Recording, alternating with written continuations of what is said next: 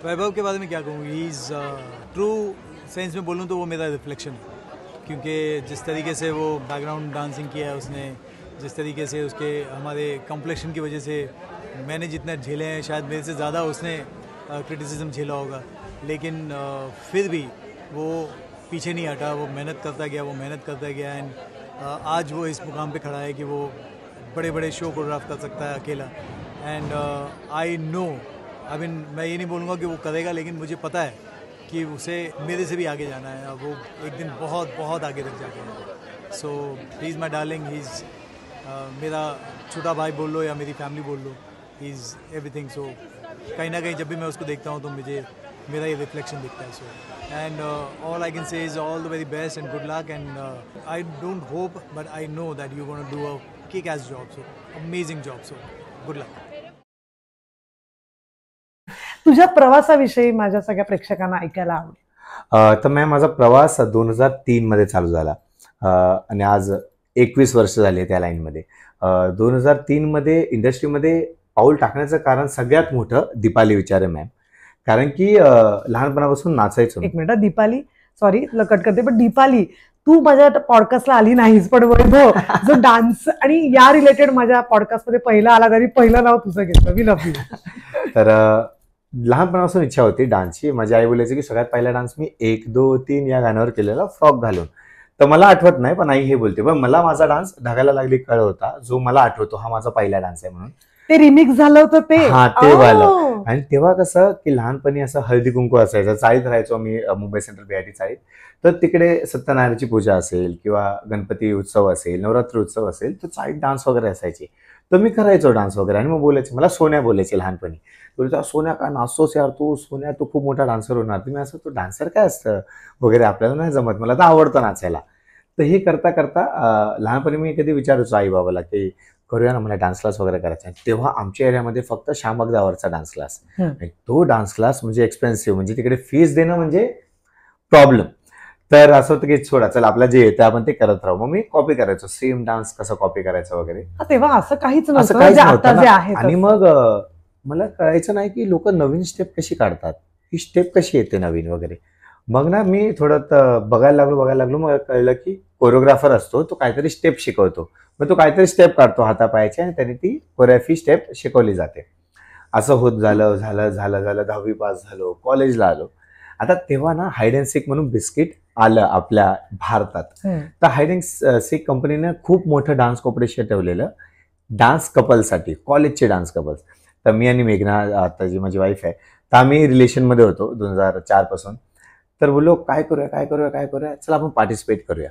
आम्ही पार्टिसिपेट केलं, त्याच्या फायनल्समध्ये आलो, आणि आम्हाला सांगितलेलं की विश्वास सर, सचिन सर आणि दीपाली विचारे हे जज असतील। तर आम्ही असे होतो, अरे कोणतरी मोठे असतील यार। सचिन म्हणजे आता दीपाचा सचिन, सचिन होता त्यावेळेला। तर हे जज होते। तर आम्ही असं होतं की असतील, खूप मोठे असतील। मग आम्ही बघितलं की दीपाली मॅमने खूप गाणी कोरिओग्राफ केलेत। माझ्यासाठी असं होतं की दीपाली मॅम ना एक मराठी इंडस्ट्रीचे खूप मोठे कोरिओग्राफर आहेत, तर आपण आपलं काम चांगलं करूया। मग आम्ही गेलो, षण्मुखानंद हॉलमध्ये आमचं फिनाले होता। तर टॉप 15 कपल्स ऑल ओव्हर मुंबईचे कॉलेज कपल्स सिलेक्ट झालेले, आणि आम्ही सिलेक्ट झालो। आणि मग डान्स करताना काय झालं की माझी पॅन्ट आहे ना, झिप ती तुटली, पॅन्ट खाली आली। डान्समध्ये झालंय, पण मी असं होतो की नाचूया, आणि मेघना पण नाचताना बोलते, तुझी पॅन्ट निघाली आहे। आम्ही नाचलो, आणि पूर्ण षण्मुखानंद हॉल माझ्यावर हसत होतं। आणि मी बाहेर आलो, मी असं होतो यार मेघना आपण जिंकणार नाही, आणि मला एवढी लाज वाटते ना की आता माझी रॅगिंग होणार आहे आणि मला चिडवणार आहेत सगळे, कारण की पूर्ण षण्मुखानंद हॉल हसत होता। आणि रिझल्टचा टाइम आला, आणि मला माहिती होतं की आम्ही नाही जिंकणार आहे, पण आम्ही कुठेतरी रूल्समध्ये मागे पडलो की हाईड अँड सीकचं बिस्किट तुम्हाला यूज करायचं होतं आणि रॅपर यूज करायचं होतं, ते नाही केलं। नंतर रिझल्ट अनाऊन्स झाला, 1 जिंकला, 2nd आला, 3rd आला। मग दीपाली मॅम बोलल्या की मला त्या कपलला बोलवायचं आहे ज्याची पॅन्ट निघाली होती, तर त्यांनी प्लीज स्टेजवर या। आणि मी असं होतं स्टेजवर का बोलवतात यार मला परत, म्हणजे सगळे परत हसणार ना तसं। तर मी आलो, मेघना घेऊन आली, उभे राहिलो, आणि मग दीपाली मॅम तेव्हा असं बोलली की ह्या मुलामध्ये एवढा टॅलेंट आहे की त्याची पॅन्ट गेली, पॅन्ट निघाली, तरीही त्याने परफॉर्म केला। ते जर आउट झाले असतील तर ते रूलमुळे आउट झाले, त्याची पॅन्ट निघाली म्हणून नाही। आणि तुम्ही खूप हसला असाल वगैरे, पण आता एक गोष्ट अनाऊन्स करते की ह्या दोघांना मी अलाव करते की तुम्ही इंडस्ट्रीमध्ये माझ्याबरोबर काम करा. आणि मी असा होतो की थँक्यू मॅम. पण मला असं वाटलं की अजूनही ना ती माझी पॅन्ट निघाली आहे ना म्हणून कुठेतरी एक ती सिम्पथी वर्ड आहे हा, किंवा हा तो मोटिवेशनल वर्ड आहे ज्याच्यामुळे मी डिप्रेशनमध्ये नको जावा. बोललो थँक्यू मॅम. मग विश्वास सरांना पण थँक्यू बोललो आणि आम्ही निघालो, सगळे गेलो. आणि मी त्याच झोनमध्ये होतो. यार वैभव काय झालं तुझ्याबरोबर, काय झालं. एक्झॅक्ट मला अजून टाइम आठवतोय. 9:44ला माझ्याकडे रिलायन्सचा डब्बा होता खूप छोटा. 9:44ला एक अननोन नंबरवरून कॉल येतो त्याच दिवशी. आणि हॅलो मी विश्वास बोलतोय. तर मी बोललो मी नाही ओळखलं. अरे विश्वास जो आज जज होता ना दीपाली बरोबर. हां बोला सर. तू ठीक आहेस का? मी बोललो हां ठीक आहे. तर तू उद्या सिनेविस्टार्सला येऊ शकतो का? तर मी बोललो सर मला नाही माहिती सिनेविस्टार्स काय आहे. हां कांजूर मागला एक स्टुडिओ आहे. तर तू आणि तुझ्यावर जी नाचत होती ना तिला घेऊन ये, एक काम आहे. आणि थोडीशी अशी पॅन्ट घेऊन ये, जॅकेट बिकेट असेल तर घेऊन ये वगैरे. बोललो ठीक आहे सर, पण मग सांगा ना काय काम आहे. ना तू ये, सकाळी 7:30चा कॉल टाईम आहे. तर आम्ही दोघे गेलो आणि आम्ही गेलो तेव्हा माझ्यासाठी ती स्वप्ननगरी होती. व्हॅनिटी, मेकअप रूम लिहिलंय, बॉईज गर्ल्स लिहिलंय आणि आम्ही बॉईज रूममध्ये बसलोय. तर कट्टू मला कळतंय की डायरेक्ट आम्हाला शूटला बोलवलंय. उलाढाळ म्हणून मूवी होती, त्यात एक गाणं होतं, त्याची शूट तिकडे झाली. आणि शूट केलं 2 दिवस. आम्हाला असं पेमेंट वगैरे मिळाली वगैरे. आणि मग दीपाली मॅम बोलली की ह्यासाठी मी तुला बोलवलंय, तू आता माझ्याबरोबर काम कर वगैरे. आणि तिकडे माझं जे हॉबी होती ना, जी डान्स करायची हॉबी, सोन्या तू छान नाचतोस, सोन्या तू खूप पुढे जाशील वगैरे, आणि ते कन्वर्ट झालं रियालिटीमध्ये.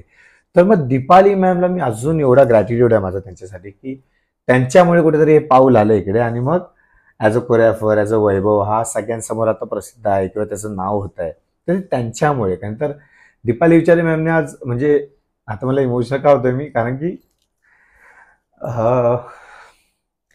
Really love you so much. आम्ही काळा होतो ना म्हणून मला खूप लोकांनी काढलंय.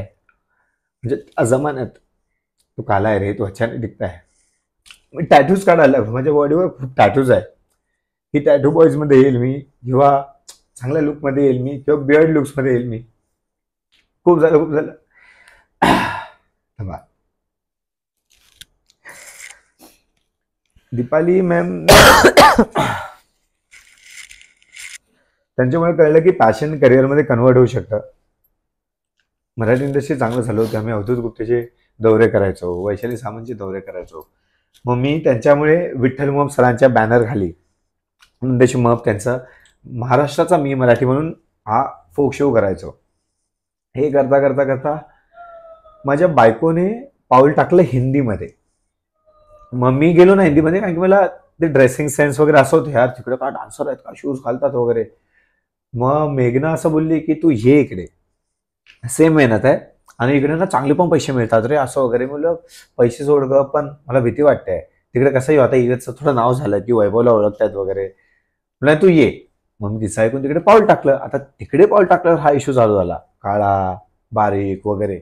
मग काय करू, चल टॅटू डान्सर्स, टॅटू काढायला लागलो. टॅटूमध्ये पण नाही येत आहे, चल केस वाढूया, लॉंग हेअर डान्सर्स असतात तेव्हा, त्यात पण नाही येत आहे. तर मी असा होतो की यार मी देवाला नुसता बोलतोय की काय करतोय तू. आणि मला माहिती आहे तो जो गोरा आहे किंवा त्याची बॉडी आहे किंवा त्याचा टॅटू आहे, त्याला नाचता नाही येत आहे, पण तो दिसतो छान म्हणून त्या कॅमेरा फ्रेममध्ये आहे. तर मी मेघना मला खूप सपोर्ट करायची, तू टेन्शन नको घेऊ, मी काम करते, काहीच कमी पडून देणार नाही आपण वगैरे, आपण तो करिअर एकत्र करू. पण मी असं होतो यार 3 महिने घरी बसतोय आणि 4थ्या महिन्यात फक्त एकच शो करतोय किंवा एकच शूट करतोय. तर मग माझ्या लाईफमध्ये दुसरा एक गॉडफादर आला. त्यांचं नाव आहे हर्षल कामत, विठ्ठल पाटील. ते एक गाणं करतो आम्ही. आणि माझं कसं आहे की मी जर 10व्या लाईनीत पण नाचत असेल तर मी असं नाचतो की मी फ्रेममध्ये आहे. तसं माझं एक मनापासून एक काम असतं. तर 3 दिवसाची शूट होती. राघव सच्चार म्हणून सिंगर आहे, त्याचं गाणं होतं. तर ना 3 दिवस मी नाचतोय आणि मी हे बघतोय की हर्षल विठ्ठल असं बोलतायत. तर मला असं आपल्याविषयी माझ्याविषयी चालू हे मला कळतंय, पण मी असं बघतोय आणि खाली असं डोळे करतोय. आणि मी असं होतं की यार मी काय चुकतोय काय, स्टेप बरोबर करतोय मी, मला माहिती माझ्या बाजूला चुकतोय, पण ते मला का बोलतायत. 3 दिवसाची शूट झाली, सगळं झालं, रॅपअप झालं. आणि ते मला बोलले उद्या ना तू म्हाडामध्ये बंगलो नंबर 90 मध्ये तुझ्याकडे काम आहे. ते बोललो अरे सर, विठ्ठल सर असं सर बोला, काय चूक झाली असेल तर, मला ग्रो करायचं आहे, मला शिकायचं, जर काय चूक झाली तर मला कळेल. नाही तू उद्या 10 वाजता ये. तुम्हाला डोक्यातून ते जातच नाही गोष्ट. 10च्या जागी मी 9:30ला पोहोचलो. तर तुम्ही असं बघितलं असेल मी किती लवकर पोहोचलो. मी खूप ओव्हर पंक्च्युअल आहे. तर मी 9:30ला पोहोचलो आणि मी असं उभाच आहे ना बंगलो नंबर 90च्या बाहेर उभा आहे. आणि मग ते आले एक्झॅक्ट 10ला. आणि तू आला, म्हटलं लेट येशील. नाही नाही सर, तुम्ही मला अजून कळत नाही, माझं काय चुकलंय प्लीज सांगा. चल सर रे, चहा पिलं. मी असं होतो की चहा पण पाचताय राहते, मला काय करतायत.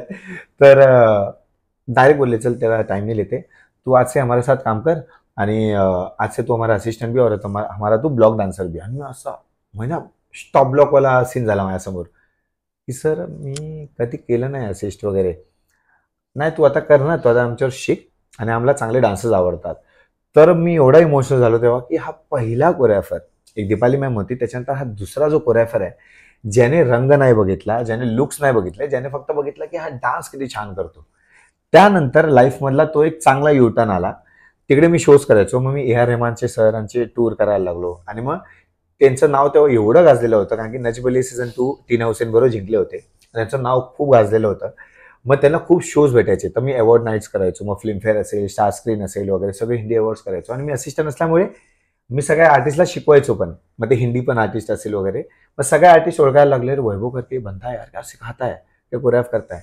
सगळ्या इंडस्ट्रीच्या डान्सरला मग कळायला लागलं की वैभव म्हणून एक मुलगा आहे इंडस्ट्रीमध्ये, कारण की बोलवायचेच नाही काळ असल्यामुळे. तिकडे तर लुकचं खूपच चालू असायचं 2011 पर्यंत. मग जो पण हर्षल विठ्ठलकडे शो करायला यायचा त्याला कळायचं वैभव कोण आहे, किंवा वैभव किती छान कोरिओग्राफर आहे, वैभव किती छान शिकवतो. मग असं पसरलं, अरे वैभव अच्छा आहे, वैभव अच्छा आहे, वैभव अच्छा आहे. आणि हेच करता करता एक अवॉर्ड शो करत होतो आम्ही आणि त्यात डबल धमाल म्हणून मूवी आलेली हिंदी. तर त्याचं पूर्ण इंटिग्रेशन होतं. तो शो त्याच्यासाठीच होता की त्यांच्या शोचं प्रमोशन पण होत आहे आणि फन ऍक्ट्स पण होत आहेत. तर हर्षल विठ्ठलचा तो आम्ही शो करतोय आणि असिस्ट केल्यामुळे काय झालं, तेव्हा टेक्निकल्स व्हायच्या. टेक्निकल्स कंपल्सरी तुम्हाला करायचे, आर्टिस्ट आला असेल किंवा नसेल. तर मग त्यावेळी ते DIDचे जे धर्मेश, मयुरेश, अलिशा, प्रिन्स हे लोक आले नव्हते. आय थिंक तो दुसरा युटर्न माझ्या लाईफचा की सरांतून डिरेक्टर सर होते हाशिम सर, ते म्हणाले की नाही यार टेक्निकल तो करना पडेगा, हर्षल तरीके से असिस्टंट को आता है तो करने बोल. हाँ वैभव का आता है, वैभव कर लेगा. मग मी मयुरेशची स्टाईल नाचलो, प्रिन्सची स्टाईल नाचलो, सिद्धेश पाईची स्टाईल नाचलो, धर्मेशची नाचलो आणि अलिशाची नाचलो. आता मला नव्हतं माहिती आणि मला नाचायला एवढं आवडतं की मला आवडतं की मी नाचतो आणि लोक मला बघतायत, हे मला खूप आवडतं. तर नाचलो आणि समोर ना झी वाले बसले होते, हे मला माहितच नाही, झी टी वाले. सगळा डान्स झाला आणि मी असंच बसलो, खूप थकलो आणि मी पाणी पितोय आणि अरे हेलो आपका नाम, बोलो सर वैभव. तो आपने DID का नाम सुना है, डांस इंडिया डांस का. बोला हाँ सर क्यों नहीं सुना है, डांसर ने सुना है. तो क्या करना नहीं है क्या तुझे.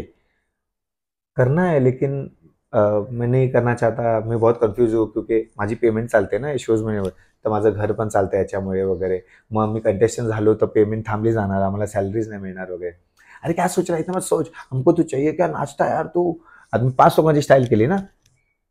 तर बोललो सर थँक्यू. किससे बात करना है. बोललो मी हर्षल विठ्ठल बरोबर काम करतो, तुम्ही त्यांच्याशी बोला.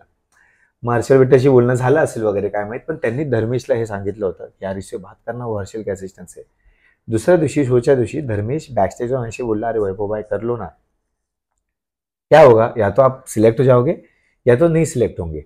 सिलेक्ट हो गया तो कुछ अच्छा हो जाएगा, नहीं सिलेक्ट हुए तो वापस यही करो, कौन रोक रहा है आपको. मी असं झालो यार बरोबर तो बोलतोय. 2 दिवसात डान्स बसवला आणि मग तो डान्स जो युट्यूबवर आहे माझा ऑडिशनचा, तिथून हा वैभव सगळ्यांसमोर आला की वैभव म्हणून एक आहे जो असा नाचतो, एक्सप्रेस करतो वगैरे. आणि मग तिथून खूप मोठा युटर्न माझ्या मग लाईफचा. हा DID किती सालचं, 2011. ओके. मग 2003ला इंडस्ट्रीचं काम चालू झालं. 2011 त्याच्या आधी 2009 मध्ये ETV मराठीवर मी हल्ला बोल म्हणून शो केला होता, ज्यात हर्षल विठ्ठल आणि पद्मिनी कोल्हापुरी मॅम हे जज होते. बरोबर. मग त्यात मी सेकंड आलो होतो. मेघा म्हणून जी आता आशिष पाटील बरोबर काम करते, मेघा पवार, ती माझी पार्टनर होती. तर DID मध्ये आल्यानंतर माझं कंटेस्टंट झाल्यानंतर मग मी असं होतो यार आता मला पाऊल नाही मागे जायचं, आता नको बॅकग्राऊंड डान्सिंग वगैरे, आता आपण रिस्क घेऊन पुढे जाऊ, कारण की किती डान्सिंग करणार. मग त्यानंतर खूप सारे शोज माझ्या समोर यायला लागले. नजबली 5 आलं, नजबली 6 आलं. मग याचं कंटेस्टंट नाही जिंकलो, पण माझं काम जिंकत गेलं. नजबली 6 जिंकलो, नजबली 8 जिंकलो, सुपरनासर 2 जिंकलो, DID मास्टर्स 1 जिंकलो, MHS 1 जिंकलो, MHS 2 कोरिओग्राफर. मग कुठे ना कुठे असं म्हणतात ना की देवाने लिहिलं असेल की तू नाही जिंकला तरी चालेल, तुझं काम जिंकत राहील नेहमी. तर त्यामुळे सगळ्यांसमोर याचा वैभव ॲज अ परफॉर्मर आला, वैभव ॲज अ कोरिओग्राफर आला. आणि मग ती जर्नी माझी 2011 पासून जी चेंज झाली, जी आत्तापर्यंत आहे, ती सगळ्यांसमोर माझं काम घेऊन येते, माझं नाव घेऊन येते. आणि कुठे ना कुठे ना वैभव माणूस म्हणून पण खूप सुधारला. 2011च्या आधी जसं मी BITत राहायचो, मग तिकडचा जो वाईब आहे तो खूप तसा आहे की राडा करतात लोक, मस्ती करतात, मारामारी करतात, कुठे ना कुठे शिक्षण आमचं कमी होऊन जातं वगैरे. पण त्याच्यानंतरचा हा वैभव खूप मस्तीखोर निघाला. माझ्यात ती पीजे करण्याची एक टॅलेंट आहे ते मला माहित नव्हतं. मी लोकांना हसवतोय नव्हतं माहिती, लोक माझ्याशी कनेक्ट करतात हे मला माहितीच नव्हतं. मग 2011च्या आधीचा वैभव खूप वेगळा होता. 2011च्या नंतरचा वैभव खूपच चेंज झाला. शांत राहतो, राग यायच्या आधी विचार करतो राग आला पाहिजे का, कुठलं डिसिजन घ्यायच्या आधी विचार करतो की हे डिसिजन प्रॉपर आहे का. त्या सगळ्या गोष्टी झाल्या. आणि मग या अप डाऊनच्या पूर्ण प्रवासात खूप डाऊन्स आले माझ्या लाईफमध्ये, पण त्या डाऊन्सने एवढं वर आणलंय मला की आज हा वैभव तुमच्या समोर बसलाय पॉडकास्टमध्ये, त्याची जर्नी सांगतोय. आणि कुठे ना कुठे असं वाटतंय की येस, आम्हाला गॉडफादर नव्हता. खूप लोकांना गॉडफादर भेटतात आणि त्यांना कामं देतात, आणि मग कुठे ना कुठे एवढं कळलं की आपल्याला स्वतःचं गॉडफादर बनायला लागणार. एवढं आहे की नावामुळे नाही की कामामुळे नाव बनलं. त्यामुळे खूप प्राऊड फिलिंग स्वतःवर पण होते. आणि आज खूप लोकांना वैभव सारखं बनायचं आहे किंवा वैभव सारखं काम करायचं आहे. आज कॉमेडीमध्ये माझं खूप नाव आहे, कारण की कुठे ना कुठे मला असं वाटत होतं की मी गर्दीत दिसतोय, कारण की सगळे लोक कुठे ना कुठे सेम डान्स स्टाईल करतात. त्या गर्दीतून बाहेर कसं येऊ, तर मला कळलं चल आपण जी लाईफमध्ये कॉमेडी करतो ना ती आपण ॲक्ट्समध्ये टाकून बघूया. आणि आज मग ते ॲक्ट्समध्ये टाकल्यानंतर गीता कपूर मा, ज्यांना मी गीता मा म्हणतो, त्यांनी मला एंटरटेनरचं नाव दिलं. मग मी माझं इंस्टाचं नाव वेब्स एंटरटेनर ठेवलेलं. मग त्यांनी बोलले नाही अभि तू एंटरटेनर नाही, अभि तू परफेक्ट एंटरटेनर आहे. मग मी नाव ते केलं. मग एका एपिसोडला तर बोलले अभि तू परफेक्ट राही नाही क्योंकि अभि तू ब्लॉक बस्टर एंटरटेनर आहे. मग मी ते नाव ठेवलं आणि ब्लॉक बस्टर एंटरटेनर नाव ठेवलं. आज मी चेंज केलं आणि दुसऱ्या दिवशी मी व्हेरीफाय झालो. पण मग तू आता एवढ्या मराठी, हिंदी, साऊथमध्ये पण केलंयस? साऊथमध्ये नाही केलं. मराठी आणि हिंदीमध्ये काम केलंय. आम्हाला त्यातले किस्से ऐकायचे, ऍक्टर्स बरोबर असे काही तुझे घडलेत का? हिंदीमध्ये काय झालं की सगळ्यात पहिल्यांदा मी शाहरुख सरांना शिकवलं 2017ला. कॉमेडी ऍक्ट केल्यामुळे मला एका प्रोडक्शनकडून कॉल आला की यार एक ऍक्ट करणार आहे, कॉमेडी ऍक्ट आहे, करायचं आहे, करशील का? म्हणलं हा करणार, आणि खूप जपून करा, शाहरुख सरांसाठी करायचं. आणि मी थांबलो होतो. कोणासाठी कोणासाठी? तर शाहरुख केले, शाहरुख खान. हा काय करायचं काय करायचं मला सांग ना काय करायचंय. भेटायला मी एवढा फास्ट गेलो असेल ना प्रोडक्शन ऑफिसला की इतना जल्दी कैसे आया. मी शाहरुख सर काय ना आपको बताओ क्या करना है, मी लगेच प्लॅन आउट करतो वगैरे. नाही, सगळ्या गाण्यांची ना खिल्ली उडवायची आहे आणि शाहरुख सर ती खिल्ली उडवणार त्या अवॉर्ड्समध्ये. ते म्हणलो ठीक आहे करतो. मी शिकवलं आणि टेक्निकलला मी वाट बघतोय शाहरुख सर कधी येणार. बोले शाहरुख सर आहे, सब रेडी आहे ना वैभव? हा रेडी आहे. मी घाबरलोय खूप, पण तुम्ही बोलवा. आणि मग ते आले, बसले, आणि मी ना काय पण बोलायला लागलो. जो ऍक्ट आहे ते ना मी काय पण ये ना इधर असे ऐसा जाना है और असं. आणि त्यांनी ना असं बघता ना इथे हात ठेवला आणि मी असा हात ठेवला. मी असं होतो यार या माणसाला ज्याला मी टीव्हीवर बघितलंय त्याने माझ्या लेफ्ट खांद्यावर हात ठेवलाय. आणि थोडा असा इमोशनल झालो वगैरे. त्यांनी मला हक केला, वैभव बहुत अच्छा काम करता है तू, वो मैंने देखा है तेरा काम, बहुत अच्छा काम करता है. ते असं कानाकडे बोलले, असं हक करतो ना आपण, असं कानाकडे बोलले. आणि काय माहिती काय ऊर्जा आली, अशी एनर्जी आली. श्वास घेतला. सर तो आपका एंट्री ऐसे राइट से होगा, आप ना ऐसा हंसाओगे, फिर ना वो प्रेम रतन धन पायो आएगा, हम ऐसे प्रेम चोपड़ा को निकालेंगे, यहाँ से रतन टाटा को निकालेंगे. असं ते खिल्ली उडवायची होती वगैरे. आणि ते हसतात. आणि मला एवढं प्राऊड फील होतं. मी बोलतोय की यार माझं काम आवडतंय, त्यांना आवडतंय. तर जेव्हा म्हणजे खूप मोठा स्टार स्ट्रक मुवमेंट असतो ना, तो होता माझ्यासाठी की माझ्या सेन्सेसमध्ये पण होतो. माझे सेन्सेस ना खूप नर्वस पण झाले होते की यार ह्यांना सांगायचं पण आहे वैभव तू काम पण करायला आलाय आणि शाहरुख सर तुला पर्सनली तुझ्या बाजूला बसणार आहेत असं वगैरे. आणि मी एवढा मूर्ख की लोक व्हिडिओ काढतात, फोटो काढतात. मी त्या गोष्टीचा एक मुवमेंटचा फोटो नाही काढलाय ना, व्हिडिओ काढलाय ना, काय माझ्याकडे. बाकी सगळ्यांबरोबर आहे पण त्यांच्यावर नाहीये. मग ते शिकले अरे वैभव हो जाएगा तू टेन्शन मत ले. त्याला पण वापस करते. अवॉर्डच्या दिवशी मला कॉल येतो, ते फ्लोअर जे मॅनेज करतात ना, अरे वैभव किधर है तू? हाँ मैं बैक स्टेज पे हूँ. अरे शाहरुख सर ने वैन में बुलाया. क्या वैन में बुलाया? वॅन में. आणि मी ऐकलं त्यांची वॅन खूप छान आहे, असं सुद्धा ऐकलंय मी की खूप मोठी वॅन आहे. हा जाऊ ना. असं गेलो आणि मला असं वाटलं की मी मन्नतमध्ये गेलो त्यांच्या घरामध्ये. त्यांची वॅन पण आतून त्या फील्डमध्ये होती. को ज्यूस बीस पिएगा? नाही सर. सर बताओ. एक दो बार रिवाइज करते, गाणं लावलं वगैरे आणि रिवाइज करतायत. मी त्याला फक्त बघतो यार काय माणूस नाचतो, काय होरायचा, काय वाईब आहे वगैरे असं. आणि ते दुसऱ्यांदा रिहर्सल झाल्यानंतर त्यासमोर विचार वैभव सही था, वैभव हा सर काय नाचा आपले मस्त. मी त्या सेन्स म्हणजे माझ्या समोर ना बाजीगर वगैरे त्यांची सगळी मूवीज यायला लागली. फ्लॅश होत होता यार लोक मरतात, म्हणजे घराबाहेर येतात फक्त हात दाखवायला, मी त्यांच्याशी पर्सनली बोलतोय वगैरे, हे सगळं झालं. आणि मग डान्स झाला अवॉर्डमध्ये, फिल्मफेअर अवॉर्डमध्ये त्यांनी नाव घेतलं, ये कोरियोग्राफी वैभव ने किया था, बहुत अच्छा करता है, मी ते पण ऐकलं. आणि त्याच्यानंतर मी झोपलोच नाहीये रात्रभर. मी असं होतो की यार मी सक्सेसफुल झालो यार, मी त्या माणसाला कोरियोग्राफ केलं, गाणं नाही पण टीव्हीवर अवॉर्ड नाईटमध्ये कोरियोग्राफ केलं. तर ती एक मुवमेंट माझ्या लाईफ मधला ती मुवमेंट आहे की जी नेहमी मी चेरिश करतो. खूप माइंड ब्लोइंग मुवमेंट होती ती माझी. आणि ऍक्ट्रेसेस पैकी? ऍक्ट्रेसेस मध्ये मी जास्त आय थिंक फक्त करीना मॅमला शिकवलंय. आणि त्या जमान्यात जे होते आठवत नाही मला आता, स्क्रीन अवॉर्ड्स वगैरे, पण मला करीना मॅमचा एक किस्सा आठवतो. कुर्बा हुआ म्हणून एक गाणं होतं, ते नाचणार होते कुर्बा ते गाणं. आणि त्यांना लिफ्ट करायची होती. तेव्हा कसं मी असिस्ट पण करायचो आणि डान्स पण करायचो. आणि आपण कसं प्रॅक्टिस करताना फक्त ऍक्शन करतो ना, की आर्टिस्ट आएंगे तब लिफ्ट हो जाएगा. आणि मग काय व्हायचं की करीना मॅमला ना मला इथे पकडायचं होतं, असं पायाचे कापशे इथे. आणि मी पकडायचोच नाही. मी बोललो यार करीना मॅमला कसं पकडायचं आपण, म्हणजे एवढं मोठं आर्टिस्ट आहे वगैरे. मी खूप तेव्हा ना असं असायचो की मुलींच्या बाजूला नाचणं म्हणजे थोडं आरामात नाचायचं वगैरे. ते पाय द्यायचे आणि मी असं पकडायचोच नाही.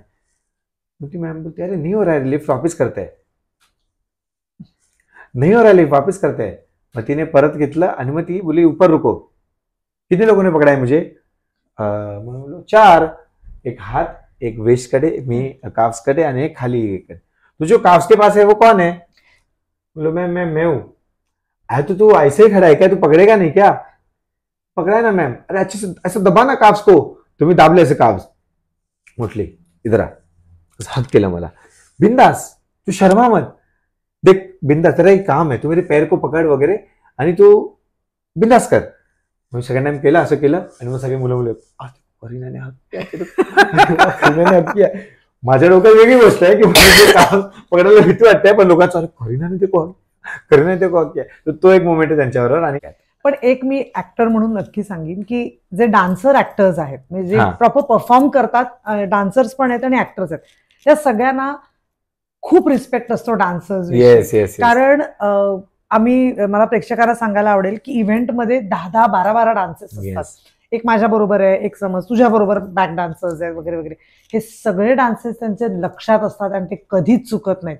त्यामुळे जो खरा डान्सर ऍक्टर असतो ना, किंवा परफॉर्मर असतो, तो कधीच डान्सर्सचा डिसरिस्पेक्ट करत नाही. कारण खूप वेळा आम्हाला हे लोक मॅडम डावीकडे लीड करतात. मुली असतील, मुलं असतील, लिफ्ट असतील, ते लिफ्ट करताना वगैरे पण आम्ही इतकं सहज आमचं शरीर झोकून देतो, पण त्या प्रामाणिकपणे ते काम करतात, त्याच्याबद्दल हॅट्स ऑफ. त्याच म्हणजे जसं तुम्ही म्हणालात ना की इव्हेंट म्हणजे ज्यांना आपण डान्सर्स म्हणतो, मी त्यांना परफॉर्मर्स म्हणतो. करेक्ट. डान्सर्स नाही म्हणत, कारण की ते लोक पण परफॉर्म करतात. त्यांच्याकडे जसे 12 ऍक्ट असतात, तर एकामध्ये लावणी असेल, एकामध्ये हिपहॉप करायचं असेल, एकामध्ये रोमॅन्टिक करायचं असेल, एकामध्ये असं गणपतीचा ऍक्ट असतो पहिला ओपनिंग. ते सगळ्या गोष्टी लोक करतात. आणि त्यामुळे त्यांना ते लक्षात राहणं 7 दिवसात, ते त्यांचं लोकांना वाटत असेल हा डान्स आहे, पण त्यांचा जॉब आहे तो. ऍज अ परफॉर्मर त्यांना प्रत्येक गोष्टी, प्रत्येक पोझिशन लक्षात ठेवणं. कारण की प्रत्येक आर्टिस्टला त्याला माहिती आहे त्याचा ऍक्ट करायचा आहे आणि आर्टिस्टला एक सेंटरमध्ये नाचायचं आहे. पण आर्टिस्टला मॅन्युप्युलेट करणं, आर्टिस्ट जर छान दिसतो त्यांच्या फॉर्मेशन्समुळे, त्यांच्या कॉस्ट्युम्समुळे, त्यांच्या लिफ्ट्समुळे, तर म्हणून त्याला मी नेहमी परफॉर्मन्स बनतो. आणि जर असं त्या इव्हेंटमध्ये असे जे फ्लोअरवाले असतात किंवा कोणी असं डान्सर्स बोलतो ना, तर मी त्यांना बोलतो की प्लीज यांना परफॉर्मन्स बोला, डान्सर्स नका बोलू, कारण की हे लोक परफॉर्म करतात, लोक फक्त डान्स नाही करत. त्यामुळे डान्सर्ससाठी मी त्या बॅकग्राऊंडमधून आलोय, म्हणून ती रिस्पेक्ट नेहमीच वाढत जाणार, कारण की ते जे काम करतात ते सोपं नाही आहे या लाईनमध्ये. Hats off. आता हे झालं डान्सर्स किंवा परफॉर्मर्स असतील, ऍक्टर्स विषयी. तसंच तू अतिशय फेवरेट आहेस गीता. गीता विषयी आम्हाला ऐकायला खूप गीता, कारण स्वतः गीता पण डान्सर, परफॉर्मर, असिस्टंट आणि आता कोरिओग्राफर. आणि गीता जर्नी प्रत्येक डान्स रिलेट करतो, रेमो सरांची पण जर्नी रिलेट करतो. आणि गीता मला सगळ्यात आधी DID मध्ये भेटली. त्याच्या आधी त्यांच्याकडे एक शो केला होता, IPLचं सीझन 1 जे आले होता ना, त्याच्यात मी ॲज अ डान्सर होतो, पण त्यांना माहिती पण नसेल कारण की मी गर्दीत होतो खूप. आणि मग डान्स इंडिया डान्समध्ये मी रेमो सरांच्या टीममध्ये गेलो आणि मग तिकडे मग थोडा क्लोज झालो गीता मॅमशी, की आम्ही बोलायचो त्यांच्याशी वगैरे. मग गीता मला तेव्हा बोललो, गीता मॅम मी तुमच्याकडे शो केला आहे IPLचा. कधी केला आहे? मॅम मी गर्दीत होतो, तुम्हाला मी ओळखणार, म्हणजे मी कसं ओळखणार, मला मौजा ही मौजा वगैरे गाणं केलं होतं आणि मी ती स्टेप करून दाखवली. हा यार ही कोरियोग्राफी था, बोले हा ये. तर एक चांगलं आहे की माझी मेमरी खूप चांगली आहे. तुला मी आता तेच म्हणणार होते, तुला तेव्हाची स्टेप आठवत हा, होती? मी एकदाच शिकतो आणि काय माहिती ही ब्लेसिंग्स आहे मला. मी पूर्ण दिवस मी प्रत्येक आर्टिस्टला असली पाहिजे बाबा. मी एकदाच रिहर्सल करतो, मी जास्त करत नाही आणि डायरेक्ट टेक्निकल शूटला जे करतो मी ते तोडून करतो, तसं आहे माझं. तर मी झालं आणि मग तो एक सीझन झाला ज्यात मी कंटेस्टंट होतो, एलिमिनेशन झालं वगैरे. डायरेक्ट गीता मला भेटली सुपर डान्सरमध्ये आणि ते खूप खुश झाले की यार माझी मुलं जेव्हा पुढे येतात आणि ते मला खूप आवडतात. आणि गीता फक्त स्क्रीनसाठी मा नाही आहे, इन जनरल ती ऑफ स्क्रीन पण ते माचं काम खूप छान करते. मेसेज करणं असेल, फोन करणं असेल, तुझी तकलीफ आहे क्या, तुझी कुछ प्रॉब्लेम आहे क्या, आताही खूप हेल्प करते माझ्यासाठी, माझ्या मुलासाठी वगैरे. शिल्पा मॅम पण त्यात. शिल्पा मॅममुळे आज गर्विकचं ॲडमिशन ज्या स्कूलमध्ये झालं आहे, तर त्या मी बोलतो ना आपल्याला एंजल्स भेटतात देवाच्या रूपात. तर गीता मा आहे, शिल्पा मॅम आहे, रेमो सर आहेत. ते हे मला एंजल्स भेटले माझ्या लाईफमध्ये, कारण की मला नव्हतं वाटलं की शिल्पा शेट्टी मॅमचा नंबर असेल माझ्याकडे माझ्या फोन डायरीमध्ये किंवा गीता माचा. हे खूप मोठी लोक आहेत, प्रत्येक डान्सरचं इन्स्पिरेशन आहे. तर गीता माने ऑनस्क्रीन जी कमेंट जी करते ती खूप मनापासून करते. आणि मी बघितलं जेव्हा मी इमोशनल होतो तेव्हा ती इमोशनल होते. त्यांचा सजदा मिळतो टी व्हीवर, किंवा ते बडे कलाकारों के साथ खडे होके बात करना चाहिए, तेव्हा हे सगळे शब्द बोलतात तेव्हा आपल्याला असं वाटतं की यार आपण खूप शिकतोय आणि अजून आपल्याला खूप शिकायचं आहे. कारण की एक अशी व्यक्ती जिने डान्समध्ये खूप काय केलं आणि तिला बघून कुठे ना कुठे त्यांचे स्टेप बघून आम्ही स्टेप काढायला शिकलो असेल, किंवा त्यांचं डिरेक्शन पॉईंट ऑफ व्ह्यू कसं आहे, गाण्याला कसं व्हिज्युअलाइज करतात किंवा अवॉर्डमध्ये कसं कोरिओग्राफी करतात, ते सगळं बघून आपण शिकलो आहे. आणि जर ती व्यक्ती तुम्हाला बडा कलाकार म्हणते किंवा डान्सचं बिरबल नाव देते किंवा डान्सचं एंटरटेनर नाव देते, तर ही खूप मोठी गोष्ट आहे. कारण की त्यांचे कमेंट्स कुठे ना कुठे लोकांसमोर, लोकांच्या कानावर जात आहेत आणि लोक त्या शब्दांना खरं मानतात. कारण की ती कॉम्प्लिमेंट आमच्यासाठी पण खूप मोठी असते, आमच्या कामासाठी खूप मोठी असते. आणि त्या कॉम्प्लिमेंटमुळे आम्हाला पुढचं कामही मिळतं. पुढचा एपिसोड अजून चांगला करायचा आहे, यार इतना अच्छा बोला आहे हमारे लिए, तर आपल्याला अजून छान बोलायचं आहे, अजून छान करायचं आहे. कारण की आपले कॉम्प्लिमेंट्स अजून वाढतील. आणि कसं असतं ना, माझं आता मी चांगला कोरिओग्राफर का आहे, जेव्हा माझं कंटेस्टंट चांगलं काम करतो ना, तेव्हा ते बोलतात क्या नाचा यार तू, क्या कोरिओग्राफी था. भले आमचं नाव नाही घेतलं पण क्या कोरिओग्राफी था म्हटल्यावर आमचं नाव मोठं होतं. ते हे गीतामाने खूप छानपणे केलंय. पहिल्या सीझनपासून 4 सीझन केले मी त्यांच्यासमोर सुपर डान्सरची. लहान मुलांचे ना ते सुपर डान्सर, लहान मुलांचे. आणि त्या 4 सीझनमध्ये त्यांचे कॉम्प्लिमेंट म्हणजे यार वैभव तू माझा मुलगा असून मी असा विचार करते की यार इसने हसा तो लिया, आता कसा हसवेला, पण तू काहीतरी नवीन कॉन्सेप्ट घेऊन येतो. अभी ये लास्ट हो गया यार, इसके बाद नहीं हसा पाएगा, तू असून नवीन एक कॉन्सेप्ट घेऊन येतो. तर त्यामुळे तुझ्यासारखा कोरिओग्राफर प्रत्येक सीझनमध्ये पाहिजे, किंवा तू नसशील तर तुझ्यासारखा कोणतरी आला पाहिजे जो आम्हाला हसवू शकतो. आणि गीतामा हे म्हणालेली की बॉलिवूड स्टाईल आता कोण घेऊन नाहीत, कारण की लोक एवढे हिपहॉपला अट्रॅक्ट झालेत किंवा खूप काही गोष्टींना अट्रॅक्ट झालेत. तर गीतामा म्हणाली की बॉलिवूड को किसी ने अगर जिंदा रखा है तो वैभव वो तू है, आणि तुझ्यामुळेच लोक आजही बॉलिवूडला अट्रॅक्ट आहेत. आता मला एक सांग, आमच्या सगळ्या प्रेक्षक वर्गांना हिपहॉप, इंडियन क्लासिकल तर सगळे आहेतच, म्हणजे भरतनाट्यम असेल किंवा फोक पण असेल इंडियन मध्ये, हिपहॉप आहे, साल्सा, आपण फ्लेमिंगो वगैरे सगळे वेस्टर्न आहे. ही बॉलिवूड स्टाईल काय आहे? अरे बॉलिवूड स्टाईल आम्ही जेव्हा बघतो ना, ये बॉलिवूड स्टाईल में डान्स किया म्हणजे असं आम्हाला होतं. आता बॉलिवूड स्टाईल ना याच्यात टेक्निकच नाही. मला असं वाटतं की दिलखुलास स्टाईल असते. बेसिकली जे विसर्जनला तुम्ही नाचता त्या स्टेपला तुम्हाला प्रॉपर बीटवर टाकायचं आहे आणि ते कोरिओग्राफ करायचं आहे, बस. त्याला आपण बॉलिवूड म्हणतो. कारण की बॉलिवूड गाण्यामध्ये तो धतिंगपणा असतो, ढोल ताशांचा आवाज, ड्रमचा आवाज असेल, पियानोचा आवाज, ट्रम्पेटचा आवाज असेल, ह्या गोष्टी तुम्हाला त्याच्यात ऐकायला मिळतात. थोडक्यात फ्री स्टाईल. फ्री स्टाईल, हा ओके. ही फ्री स्टाईल म्हणू शकतो. कारण की ह्याच्यात ना तुम्हाला टेक्निक नाही की तुम्हाला शोल्डर वर ठेवायचे किंवा हात असं बाहेर ठेवायचा, याच्यात असं काय पॉइंटेड. तुमची बॉडी जशी आहे तशी तुम्ही स्टेप करा. फक्त एक याच्यात प्लस पॉईंट आहे की तुमच्या चेहऱ्यावर खूप हॅपीनेस आणि खूप मनापासून नाचलं पाहिजे. जर तुम्ही स्टेज घेऊन नाचले तर बॉलिवूड स्टाईल हे दिसत नाही. आणि त्यामुळे बॉलिवूड स्टाईल दिसायला सोपी जाते, म्हणजे आपण करायला जातो तेव्हा नाकीनं होतात. कारण की थकणं, एनर्जी खूप लागते या स्टाईलमध्ये. आणि तो वेडेपणा जर तुमच्यात नसेल ना तर तुमच्यातून ती अंगातून ती बॉलिवूड स्टाईल कधी बाहेर नाही येणार. पण बाकी सगळ्यांमध्ये कसं ना, एक बेस आहे, एक रूल आहे की तुम्हाला ती मुद्रा तशीच करायची आहे, किंवा तुमची बॉडी लाईन तशी असली पाहिजे, तुमचं कंटेम्पररीचं एक्सटेन्शन तसं असलं पाहिजे. हिपहॉपचे काही टर्म्स अँड कंडिशन्स आहेत प्रत्येक स्टेपचे, ती स्टेप तशीच असली पाहिजे. पण ह्या स्टाईलमध्ये कसं आहे ना, कॉपीराईट इश्यूज नाही आहे.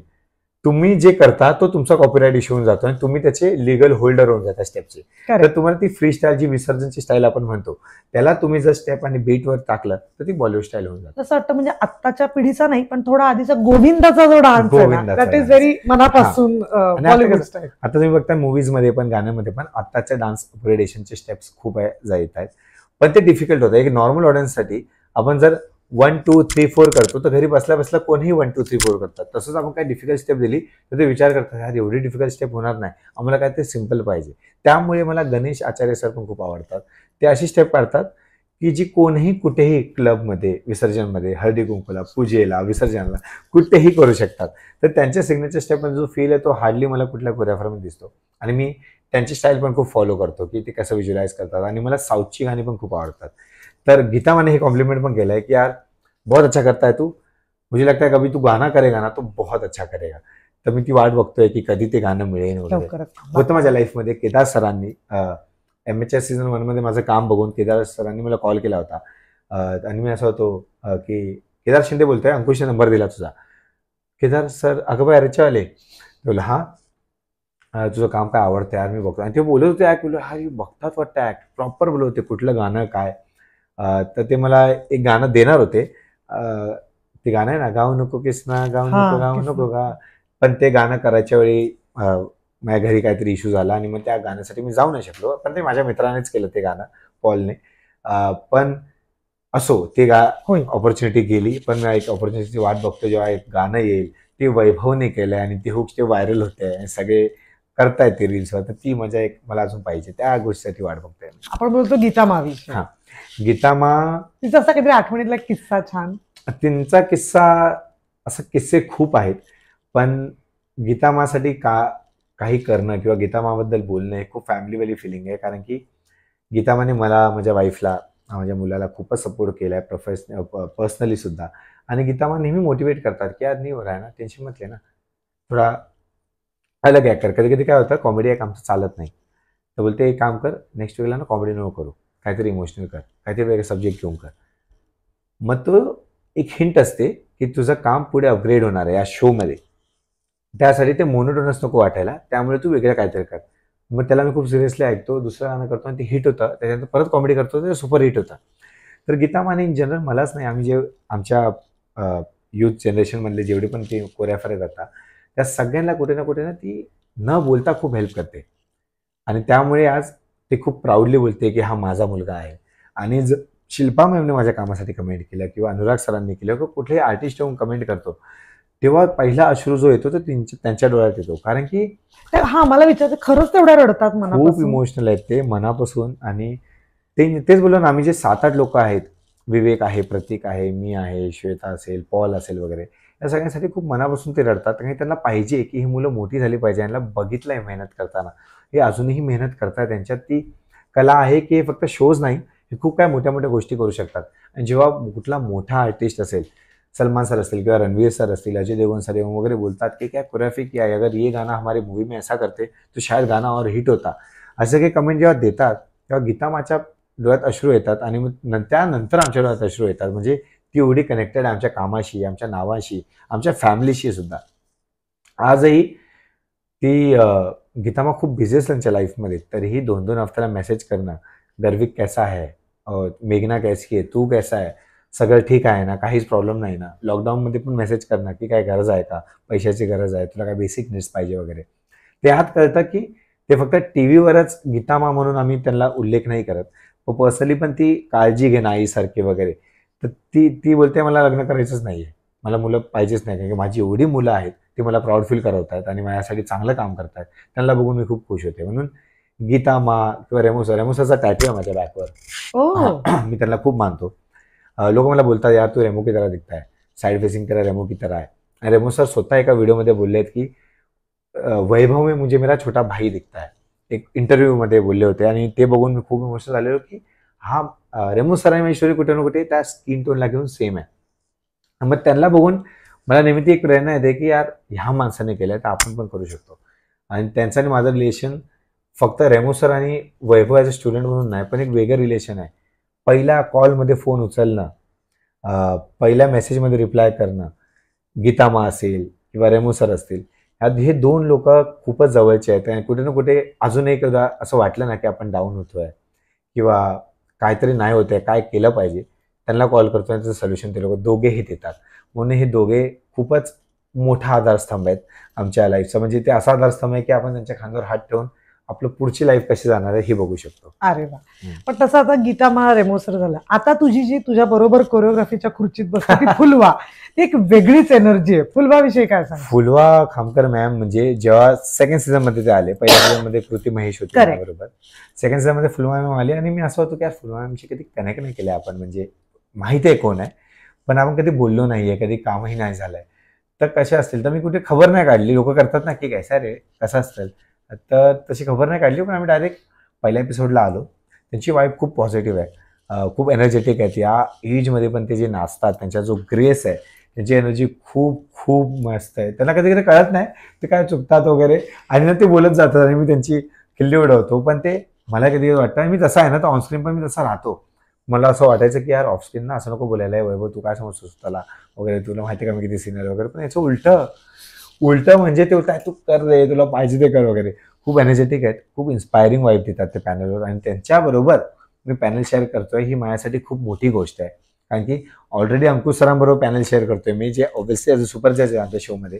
पण ज्यांना बघत आलो, त्यांची गाणी बघत आलो, कुठे ना कुठे ते महाराष्ट्राचे मोठे सुपरस्टार आहेत, त्यांच्यावर पॅनल शेअर करून बरोबर माझ्या वाईबला बाजूला फुलवा मॅम सुद्धा बसतात. त्यांचं बोलणं, ते जसं बोलतात, ते कसं जज करतात.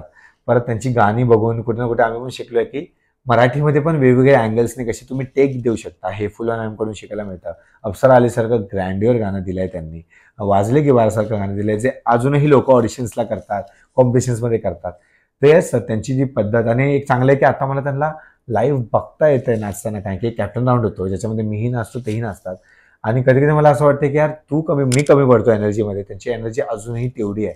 तर येस फुलवा मॅमबरोबर आता काम तर नाही करत आहे, पण जे जजमेंटचं काम करतोय, त्यांचे ते बोलणं बघून, त्यांचं वाईब बघून, त्यांची एक्सप्लेनेशन, म्हणजे चूकला पण ते कसं पॉझिटिव्ह वेमध्ये बोलतात की समोरचा इन्स्पायर होऊन नेक्स्ट टाइम ती चूक न करू, तर त्यासाठी पण ते कसं कमेंट करतात, ते हे सगळं त्यांचं ऐकून बघून मलाही खूप शिकायला मिळत आहे. क्या बात आहे.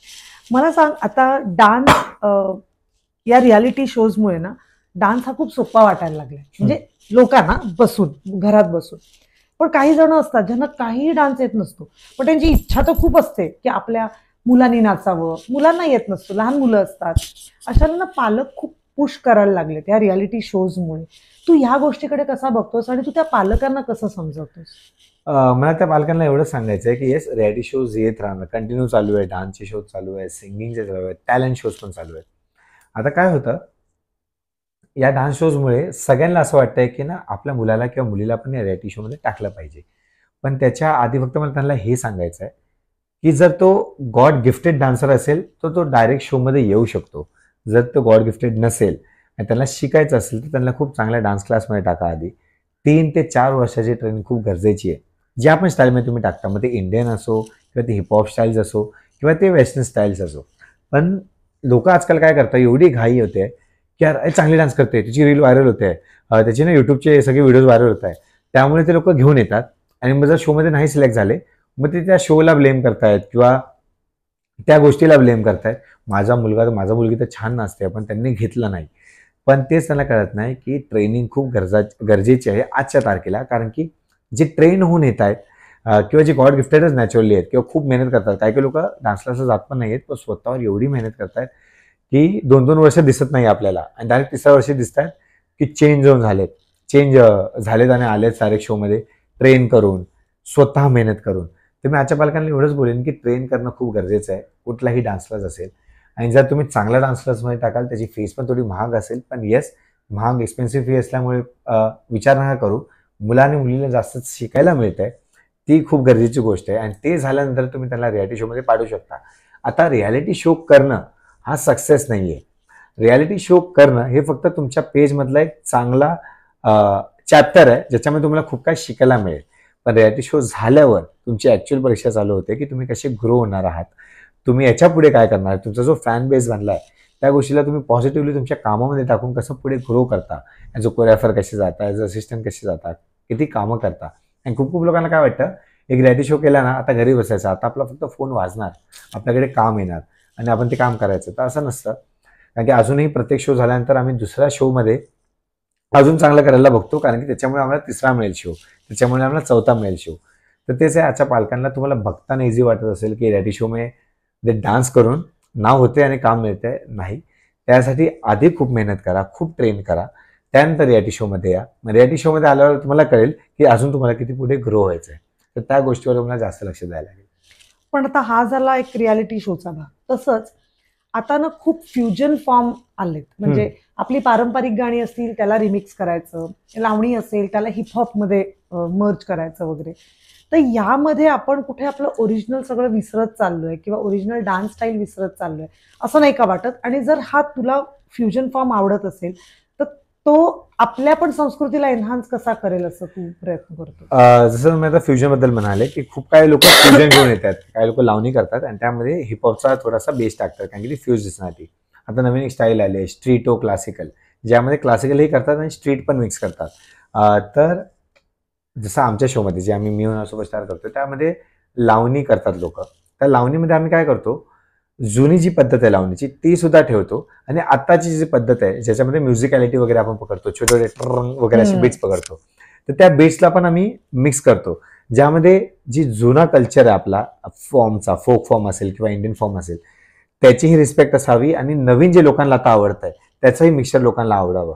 मला असं वाटतंय की फ्यूज केल्याने कुठलाही ओल्ड कल्चर किंवा आपली जी ॲक्च्युअल स्टाईल आहे ती जात नाही आहे.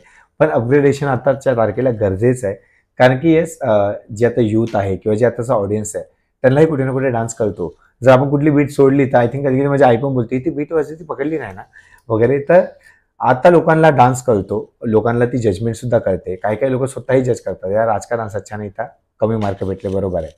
तर मला एवढंच म्हणायचं आहे की फ्युजन करणं चुकीचं नाही आहे, पण त्या फ्युजनमध्ये जी जुना कल्चर आणि जुनी स्टाईल आहे ज्याच्यामुळे ती ओळखली गेली आहे त्याचा बेस पण थोडा त्याच्यात असावा.